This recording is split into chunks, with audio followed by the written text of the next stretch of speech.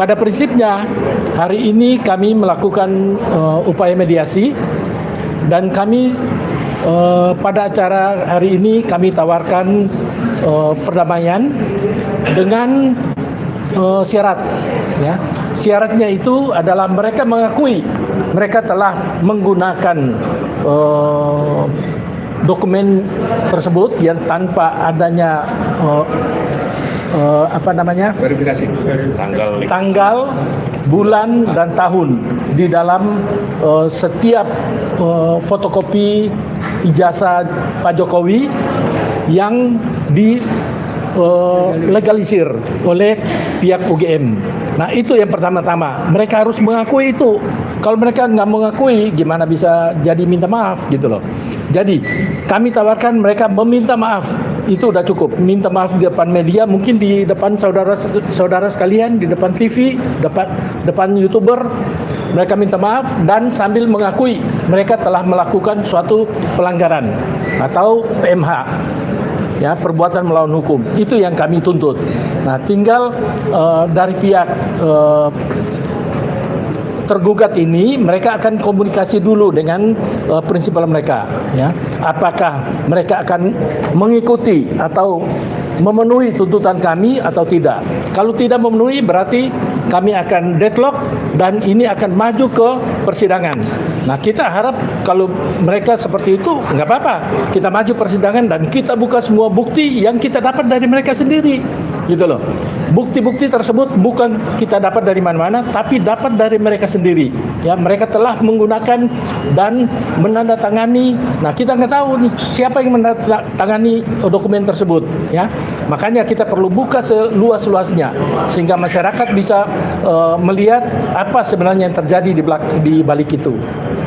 Ya, saya kira itu dari saya. Terima kasih. Mungkin disambung oleh Pak Bomanda Tua atau Pak Jenderal. Terima kasih rekan-rekan media semuanya. Tadi merupakan mediasi pertama dari tahapan sidang yang kami ikuti. Jadi tadi mediasi pertama sudah dilaksanakan. Tadi juga disampaikan oleh kuasa hukum kami Pak Hans bahwa tuntutan kami ada dua. Pertama mengakui kesalahan, yang kedua minta maaf. Dan tadi mereka tentunya tidak bisa memutuskan sendiri karena mereka akan menyampaikan pada prinsipal masing-masing. Oleh karena itu sidang mediasi yang kedua. Dan yang kedua kami menginginkan prinsipal dari tergugat 1 sampai tergugat 9 hadir. Utamanya adalah tergugat 789 yaitu dekan mantan dekan ya, tentunya mantan dekan Fakultas Kehutanan UGM Pak Profesor Naim, kemudian Profesor Budiadi, dan yang tergugat 9 adalah Rektor UGM. Kenapa kami minta hadir? Karena produk dari yang jadi masalah, ijazah yang jadi masalah itu awalnya dari UGM.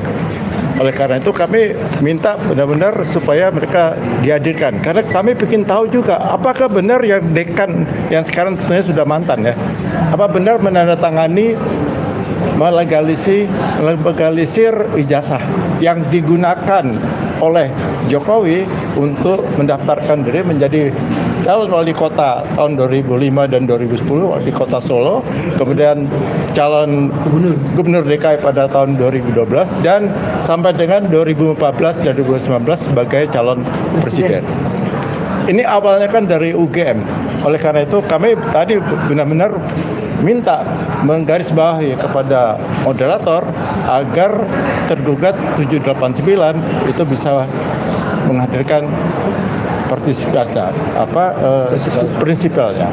Dan tadi mereka ya tentunya dari kuasa hukumnya mengatakan akan sampaikan kepada prinsipalnya.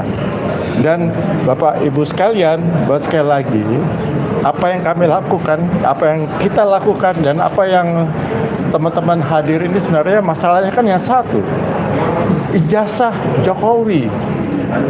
Sebenarnya kalau beliau datang sendiri dan dengan dengan gentle mengatakan bahwa ini ijazah saya, silakan periksa apakah ini palsu apa tidak.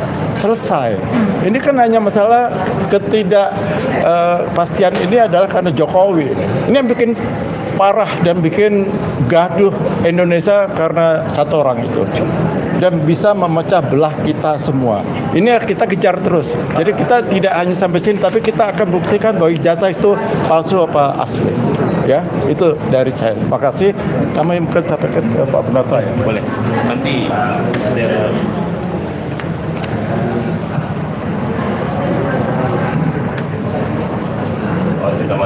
mungkin bisa dijelaskan juga tadi itu yang dibahas di dalam apa aja dan respon para pihak tergugat itu seperti apa? baik, terima kasih. Selamat siang ya. Jadi tadi kita memang membahas, sebenarnya kami selaku penggugat sudah punya konsep bahwa kita tidak akan mundur, ya. Jadi malah kita mendorong supaya cepat langsung ke pembuktian, karena kami merasa kami itu juga dituntut oleh publik. Ketika kami keluar dari ruangan, publik itu bertanya, jangan-jangan ada kolusi lah, ada mengalah lah mereka, sengaja menghindar pengadilan lah, menghindari pembuktian lah. Makanya tadi kami sudah bilang, ya kalau ternyata tadi prinsipalnya ada, ya kita cepat memutuskan. Tapi faktanya, saya justru berterima kasih kepada Ketua KPU DKI Pak Wahyu sama Komisioner Kota Solo, KPUD Kota Solo yang justru datang, dan mereka sangat artinya ini menjadi penyelenggaraan pemerintah, penyelenggaraan badan pengelolaan menjadi efektif dan efisien karena langsung mereka yang menjawab. Beda dengan yang lainnya, KPU RI ya, dan KPU Bawaslu ya, Bawaslu Pusat dan UGM serta 2 dekan. Terpaksa kita menjadi mereka harus TikTok lagi. Nanya dulu ke sana, nanya kemari, kami koordinasi dulu. Padahal mereka kan yang digaji, mereka kan dibiayain oleh negara. Seharusnya mereka berpikir, oh ini yang menggugat ini warga negara, pembayar pajak. Apakah mereka merasa ini pengadilan ini tidak penting? Apakah mereka merasa mereka selalu benar? Apakah mereka merasa tidak boleh digugat? Ini kita menggugat. Makanya saya berharap ya kita kasih waktu itu nggak datang ya kita deadlock. Ya. Itu aja, karena bagaimanapun tanggung jawab kita ke publik, ya nanti ntar kita dituduh aneh-aneh kan gitu kan, seperti itu. Biar nanti sidang yang membuktikan terbuka, kita punya bukti sekitar 30-an ya, kita akan buka semua di sidang, publik yang menilai, biarlah nanti pengawasan publik yang menjadi barometer kita, seperti itu. Prinsipal yang hadir tadi mau nggak memenuhi permintaan dari prinsipal yang hadir. Nah ini memang jadi kendala birokrasi juga. KPU juga ternyata tidak boleh bertindak sendiri ya. Komisioner dia yang penting dia ada apresiatif. Dia bilang saya udah punya putusan tapi saya harus berdiskusi dulu ke teman-teman yang 2 lagi seperti itu. Tadi yang hadir siapa aja? Mungkin bisa Pak Joni. Nah, ini lawyer kita juga. Ya, terima kasih teman-teman media.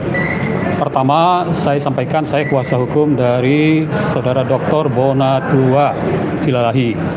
Dia peneliti.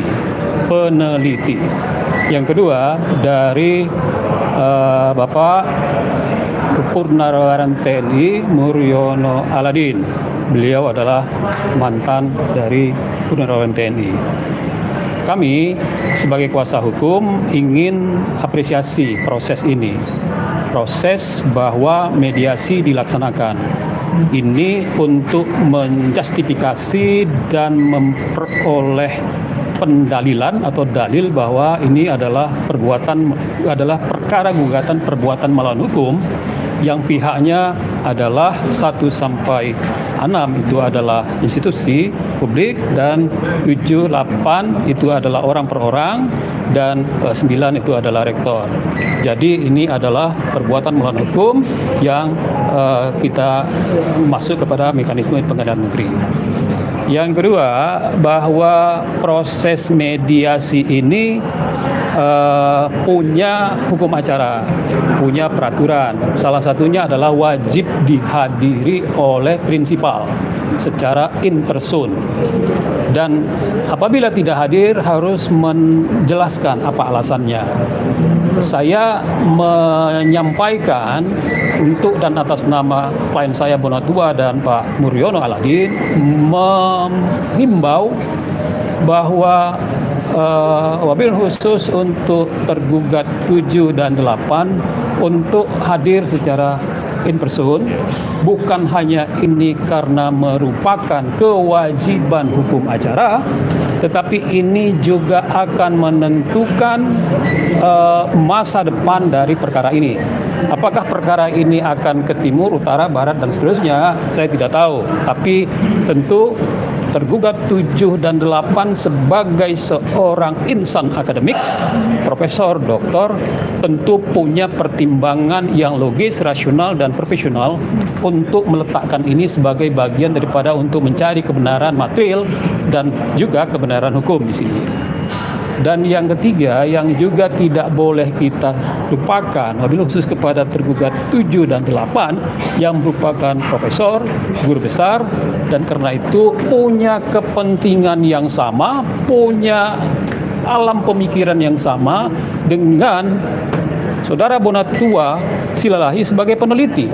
Karena peneliti di mana Pak Bonatua melakukan itu dengan pendekatan analisa peta kebijakan publik, tentu langkah ini sangat relevan dan punya korelasi dan satu jiwa keilmuan dengan para profesor tergugat 7 dan 8. Karena itu bukan untuk mengulangi atau menduplikasi apa yang ada di dalam persidangan mediasi, saya selaku kuasa menghimbau sebagai guru besar tentu punya kebijakan, punya wise, punya sense of knowledge untuk bisa mengkonfirmasi itu kebenaran-kebenaran yang tentu akan menjadi kebenaran hukum dan juga kebenaran yang sebenar-benarnya itu sendiri. Oleh karena itu, dengan alasan tadi, dengan tidak mengulangi apa yang ada di dalam persidangan, kami menghimbau dengan tulus,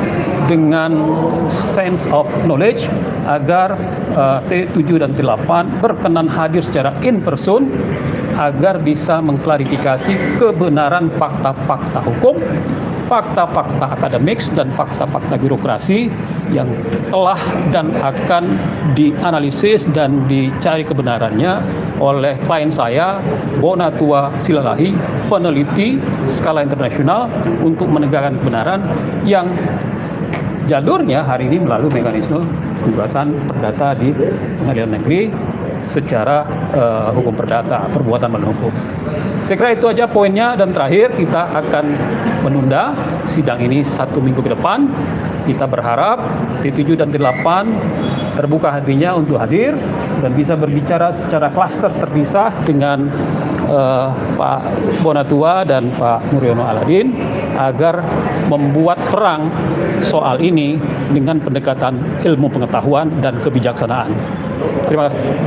Mungkin ditambahin Pak Hakim tentang mediasi tadi. Ya.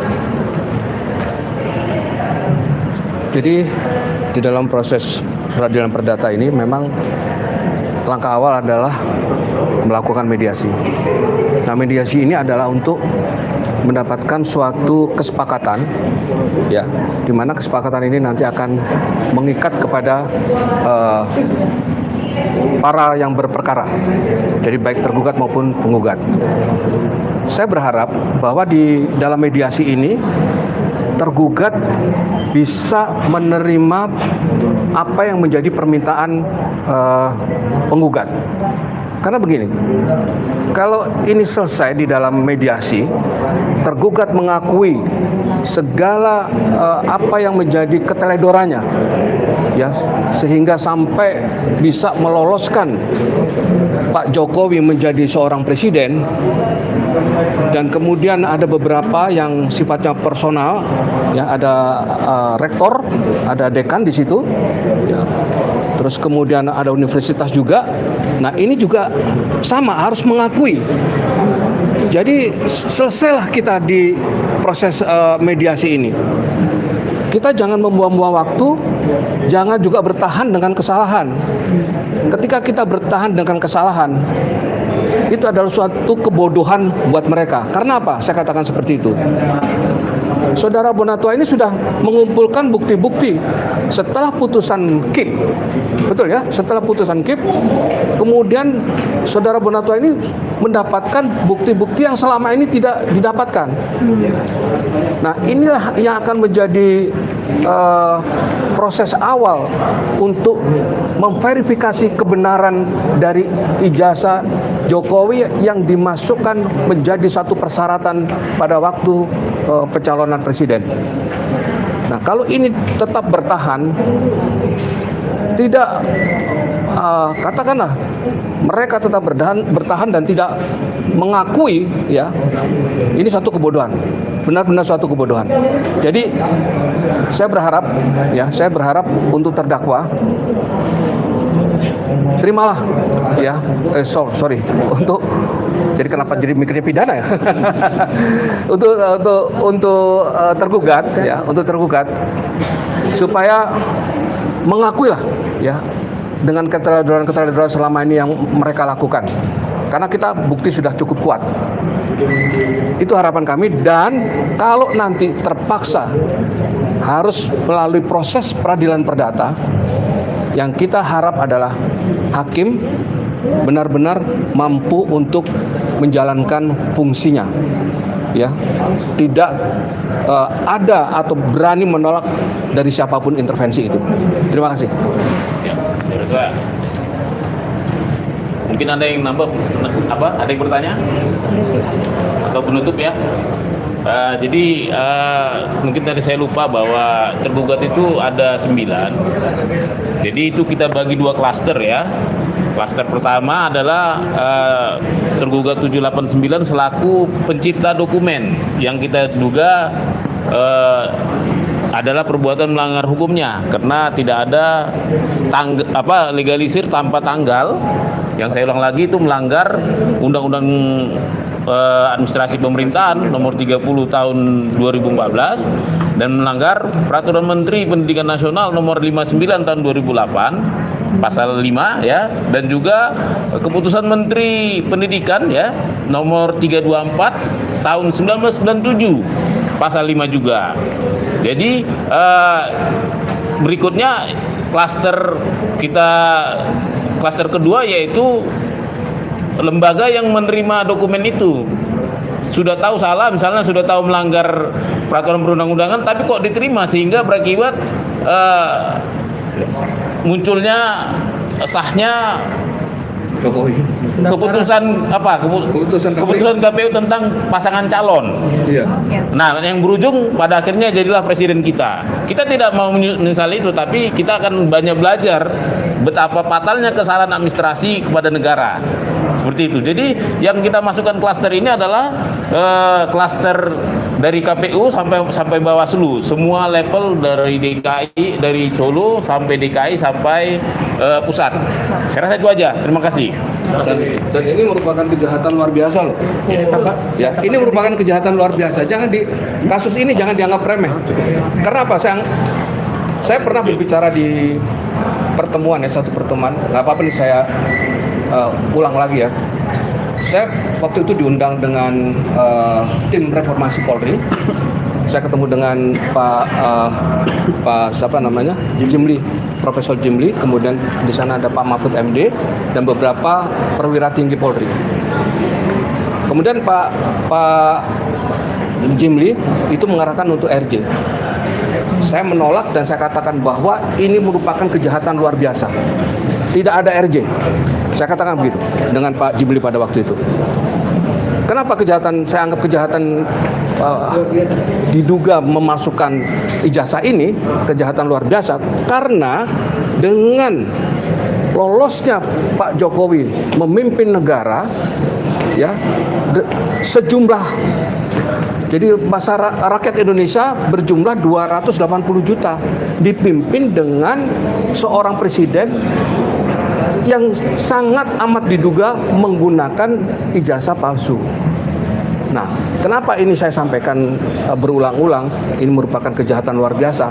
Coba bayangkan dengan memimpin bangsa Indonesia, masyarakat Indonesia yang berjumlah 280 juta, dan kemudian banyak persoalan-persoalan negara termasuk hutang negara, korupsi dan sebagainya, ya, kekayaan negara kita yang diambil oleh negara-negara asing, mendiamkan itu, masuknya negara asing, ya, mempermudah negara-negara asing untuk mengambil begitu saja kekayaan kita. Inilah saya katakan kejahatan luar biasa. Jadi jangan dianggap remeh. Termasuk kasus hari ini yang akan disidangkan nanti dalam proses perdata, ya, peradilan perdata. Ini adalah juga merupakan bagian yang tidak terpisahkan dengan terpilihnya Jokowi sebagai Presiden Republik Indonesia pada tahun 2014. Demikian. Oke, makasih ya rekan-rekan. Ada yang mau apa? Iya, sudah mau itu Baik, saya tambahkan lagi dikit ya. Tadi dalam proses mediasi, memang dari prinsipal kami ingin supaya hal ini dilanjutkan saja ke proses litigasi, ya. Jadi kita langsung ke acara pembuktian. Tapi saya sebagai kuasa hukum, ya, saya ingin yang terbaik. Saya ingin supaya ini bisa berdamai. Jadi kita menang bukan hanya dalam pengadilan, tapi bisa juga menang di dalam perdamaian, ya. Kalau menang dalam perdamaian, sama-sama menang. Tidak ada kalah dan tidak ada menang, sama posisinya. Nah, di situ saya ada menawarkan kepada para tergugat supaya mengakui kesalahan mereka dan meminta maaf. Kalau itu dilakukan, maka kami berhenti sampai di situ. Kami tutup masalah ini. Tapi kalau mereka tetap ngeyel dan mau kita masuk ke dalam pembuktian, maka kita akan kejar terus. Dan kita akan kejar sampai ke pidananya. Karena ini suatu kejahatan luar biasa, ya, yang telah mereka lakukan. Kemungkinan di situ ada dugaan, ada persekongkolan, ya, persekongkolan, ya. Jadi ada dugaan seperti itu, ya, sehingga lolosnya Jokowi ke dalam pilpres maupun dalam pilkada-pilkada tersebut. Ya, jadi kita, kalau ini damai maka kami tutup itu, kami tidak mengejar sampai ke sana. Tapi kalau mereka masih ngeyel, kita akan kejar sampai ke pidananya. Baik, ya, itu kira-kira yang dapat saya sampaikan. Terima kasih.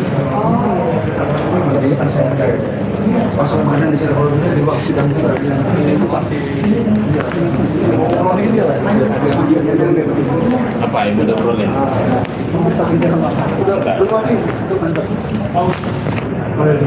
Gitu. Saya. Spesial. Bisa enggak?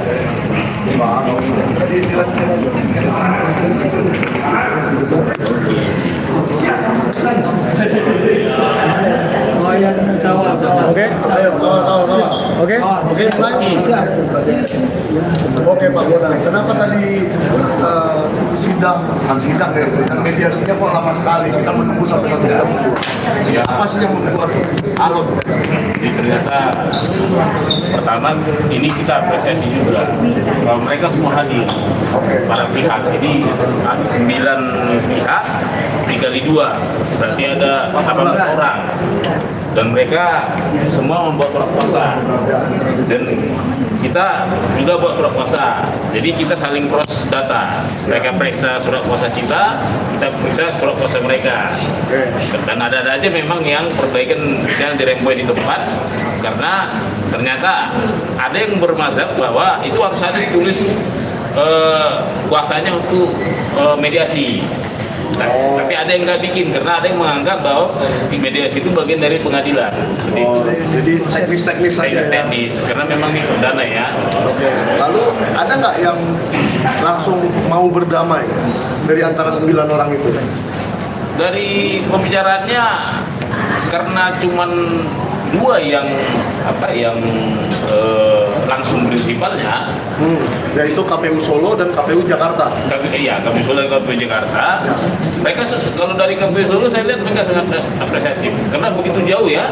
Iya. Cuman dia bilang ya saya maaf kalau saya komisioner, saya harus diskusi ke teman saya yang lain lagi karena memang mereka kolektif ya. Nah untuk KPU DKI kebetulan karena tadi memang ini mungkin saya mohonlah misalnya ya janganlah misalnya KPU pusat ada langsung menekan, jadi seakan-akan harus ngikut. Nah, seperti itu. Ada kesan seperti itu. Ada kesan seperti itu karena tadi KPU pusat ngejawab langsung statementnya seperti itu. Seakan-akan KPU pusat bilang ya kami satu fungsional, satu pemikiran seperti itu. Oke. Kalau gitu buat apa dia punya komisioner sendiri kan? Iya. Ya. Nah, ya sepertinya KPU ini kelihatan sistem komando ya. Iya, kesannya seperti itu. Seakan-akan dibuat ini sistem komando, padahal mereka ya mandiri kan begitu kan? Ya. Nah, yang saya paling penasaran kalau tergugat 1 sampai 6 itu kan KPU Solo DKI Pusat, Bawaslu Solo DKI Pusat, Iya. itu aja kan. Nah 789 ini lucu guys. Ova Emilia, Iya. rektor yang sekarang, Muhammad Naim, dekan yang menandatangani ijazah Jokowi, dan Budiadi. Iya. Ini kuasanya satu orang ya? Iya. Sama kuasanya. Sama kuasanya. Gimana pendapat Pak Bona tentang itu? Apakah mereka kong kali kong bersama-sama? Jadi saya juga bingung, ternyata pokoknya setiap ada hubungan dengan UGM aja pasti kuasanya gitu aja. Seharusnya itu kuasa hukum itu ditender loh. Saya peringatkan Ibu Opa. Oh, Itu pengadaan barang jasa. oh gitu. Iya, itu jasa konsultan. Itu harus ditender, nggak boleh gitu aja. Dan selidiki siapa pemenang ini, bagaimana dia menang di mana-mana. Tolong itu sekjen yang memeriksa itu LKPP silakan tolong Pak perhatikan ini praktek seperti ini nggak boleh. Ya, karena saya kan dokternya ahli pengadaan barang jasa. Berarti memang ini harus tender ya? Harus tender. Kalau penunjukan langsung ya, kalau mereka memang hebat bisa penunjukan langsung. Ternyata ya gitu-gitu aja dikirim juga anak muda kok, malah lebih. Yang saya juga boleh dibilang maaf ya, Ya. jam terbang mungkin secara jam terbang nggak mungkin ini ditunjuk langsung. Betul. Kan seperti itu. Dan menurut saya agak aneh sih, kok Ova Emilia dan Muhammad Naim dan Budiadi bisa sama kuasanya gitu. Kayaknya mereka sudah merencanakan sesuatu. Tapi Pak Bona merasa nggak bisa mengajak 3 orang ini yang kuasanya sama untuk berdamai. Saya rasa nanti yang paling menderita ini adalah Profesor Naim sama Profesor Budiadi. Karena mereka bukan mereka sebagai individu pejabat dekan. Ya. Kalau rektor mah santai-santai saja. Dia itu kan dia nggak ikut tangani. Kan justru dia yang mengatakan ijazah Jokowi asli sudah diberikan. Itu konteks lain, konteks kita berbeda. Konteks ini soal tanggal kan? Iya. Dia kan harus tanggung jawab. Dia kan selaku atasannya Fakultas Kehutanan. Betul. Sementara yang di dokumen yang kita sebut PMH itu justru adalah nama Pak Profesor Naim sama Profesor Budiadi. Oke, jadi mereka yang sebenarnya Mereka semua- benar-benar melakukan ya. Mereka lah yang paling dirugikan kalau tidak minta maaf. Oke, jadi menurut Pak Bona mungkin yang 2 itu mau minta maaf, tapi Ova Emilia mungkin nggak mau. Ini yang saya bilang tadi, mungkin ketakutan saya. Kenapa sih UGM di mana-mana itu aja lawyernya seakan-akan ini ada yang mengorkestra ya? Iya, mengorkestrasi. Nah ini yang mengorkestrasi ini nih orang ini. Ini kalau minta maaf sama juga mengakui kesalahan. Jadi nggak mungkin minta maaf itu masuk penjara dia familia kalau minta maaf. Itu aja. Jangan gitu kok. Iya dong. biarkan mediasi ini berjalan. Ya, saya rasa kuasa hukumnya juga ngerti konsekuensinya minta maaf apa, konsekuensinya tidak minta maaf bersidang. Ya memang harus bersidang, nggak mungkin minta maaf, nggak mungkin. Kalau minta maaf berarti sudah mengakui kesalahannya, sudah mengakui kelalaiannya. Ayo. Yang saya Hanya untuk demi gitu. ya, yang saya kasihan nanti mungkin gara-gara sidangnya Pak Bonatua ini, ya yang jadi korban anti asuhan. Mereka jadi tidak bisa bernarasi lagi bahwa UGM mengatakan itu asli. Iya, kalau Karena minta kan maaf, iya. kalau seandainya Pak Bonatua dimenangkan, berarti kan gugur semua. Iya. Ya, Gugur ya. atas-atasnya runtuh semua. Itu dampaknya. Tapi Makanya nggak mungkin minta maaf ya. gugurlah semua argumen bahwa UGM menyatakan ijazah Jokowi asli. Sebenarnya itu yang mau kita kejar juga. Saya sekarang berpikir ya, bagaimana seorang Profesor Naim dan Profesor Budi, kita tuh untuk permintaan mengaku bersalah. Kalau dia tidak menandatangani itu, jangan-jangan dia tidak menandatangani itu, kita mau tunggu. Bukan jangan-jangan, memang ditaruh di pramuka. 2014 aja dia udah pensiun. Iya, pensiun. Iya. Nah itu yang saya takutkan nanti. Ini enggak kita tuntut minta maaf, melakukan kesalahan atau dia nggak melakukan kesalahan, apa yang mau Diminta maaf. kita mau kita dengar sih, tapi dihalang-halangi. Tadi semua Berarti Pak Bona dan kuasa hukumnya sedikit berbeda pendapat ya. Mungkin kalau begitu kan harus ke sidang. Nggak bisa berdamai. Berbeda pendapat itu biasa. Ya. Dan tetap kan memang prinsipal yang memutuskan, prinsipal harus dengar Ya. pandangan banyak orang. Nah, kalau saya terus terang di TikTok di mana di media jangan bang mau damai katanya. Nanti dituduh saya kalau damai dituduh RJ. TRFUR. Saya kayak ada nyebutnya. damai. Atau dituduh dapat Alphard. Dituduh Pak Alfa. Iya. Walaupun saya punya Alphard ya. Iya, oke Pak Bona. Berarti sidang pun Pak Bona siap. Siap. Kita justru memang persiapannya untuk sidang. Oke, jadi Tapi maunya juga saya minta kalau bisa minta maaf aja. Minta maaf bahwa Tadi katanya usul saya. Minta biar jangan capek-capek, biar tinggal nangkap terembun. Kalau klaster satu yang kita sebut sebagai pencipta dokumen minta maaf, yaitu Ova, Naim dan Budiati. iya, maka yang lain nggak perlu minta maaf. Mereka korban dong. Oh iya juga ya. Korban mereka. Kalau ternyata yang tanda tangan bukan mereka, tapi dokumen ini dikasih ke KPU dengan tanda tangan mereka, ya berarti KPU dibohongin, kena tipu. Korban. Yang nipu Jokowi, orang dibuat di pramuka, UGM apa enggak ada gitu. Saya kan saksinya kan di pramuka. Kalau Pak Janes ini sering jalan-jalan ke Pramuka, jadi tahu banget. Tahu. Apalagi yang pakar pengadaan barang dan jasa, Iya. tahu banget soal Pramuka. Oke, makasih Pak Bona. Semoga sidangnya lancar. Di mediasi minggu depan kita lihat apa reaksi dari Ova Emilia, Budiadi dan Muhammad Naim yang hari ini belum jelas ya. Masih akan dikonsultasikan lagi. Tapi KPU-nya sepertinya di Solo dan di Jakarta sudah mengarah ke mau mediasi. Oke, thank you. Sampai jumpa di sidang minggu depan. Publik awasi terus. Ya, publik awasi Maksud terus. saya. Karena media ini pilar keempat. Iya. Iya, pilar keempat demokrasi. Oke, thank you ya.